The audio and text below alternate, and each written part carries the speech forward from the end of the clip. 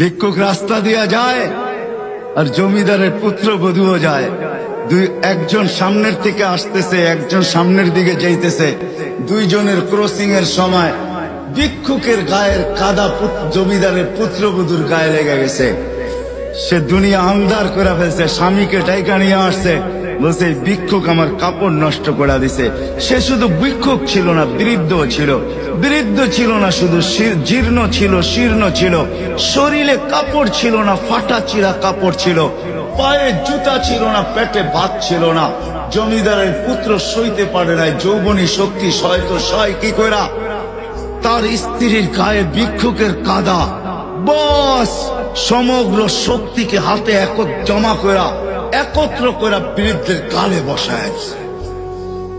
বৃদ্ধ কিচ্ছু বলে নাই, শুধু উপরের দিকে তাকায় দুই তিনটা শব্দ উচ্চারণ করছেন। শব্দগুলা হলো ইয়া মাল্লাহ তারা হলো ওয়ুন, ও আল্লাহ চোখে দেখা যায় না। ও তারা কুল্লা শাই, তুই সব দেখিস। ফারা তারা মা বি, তুই কি দেখিস না আমার সাথে কি ঘটতেছে, এটা কি দেখিস না? বলতে দেরি যুবক, মরতে দেরি হয় না। জমিদার চলে আসছে, প্রতিশোধ নিবে। বৃদ্ধের একদিকে মুস্কি হাসি, একদিকে বলতেছে প্রেমের খেলা এমনই হয়। জিজ্ঞাসা করছে কিসের প্রেমের খেলা রে? বলছে ওর প্রেমিকার গায়ে আমার কাদা লাগছে, পায়ের কাদা লাগছে, ও সইতে পারে নাই।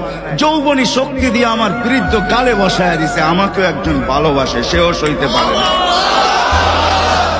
সেও সইতে পারে না। ও তো থাপ্পড় দিয়া খেলতো, সে জান নিয়ে নিছে, জান।